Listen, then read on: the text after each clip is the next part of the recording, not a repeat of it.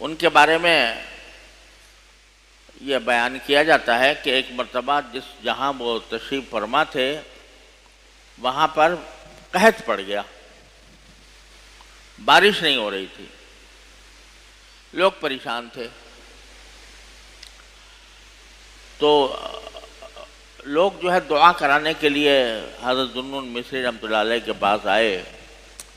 اور ان سے کہا کہ حضرت خلقت پریشان ہے، بارشیں ہو نہیں رہیں، پانی کی قلت ہے، قحط پڑا ہوا ہے، تو آپ دعا فرما دیجئے کہ اللہ تبارک و تعالی ہم سے یہ قحط دور فرما دے، یہ پریشانی رفع ہو جائے۔ تو حضرت ذوالنون مصری رحمۃ اللہ نے فرمایا کہ مجھے پہلے خیال نہیں آیا تھا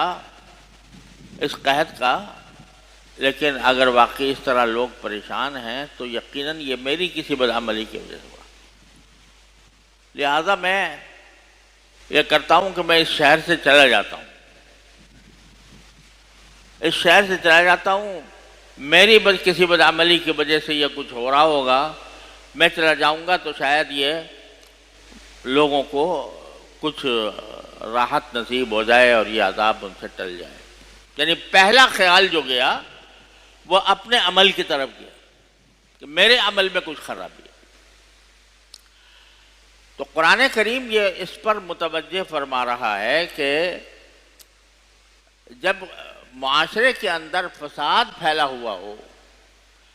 تو ہر آدمی کو یہ سوچنا چاہیے کہ یہ کہیں میری کسی بدعملی کی وجہ سے تو نہیں ہو رہا،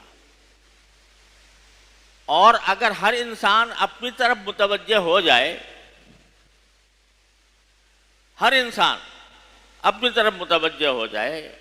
اور اپنی غلطیوں اور اپنے عیوب پر نگاہ ڈال کر ان کی اصلاح کرنے کی فکر کر لے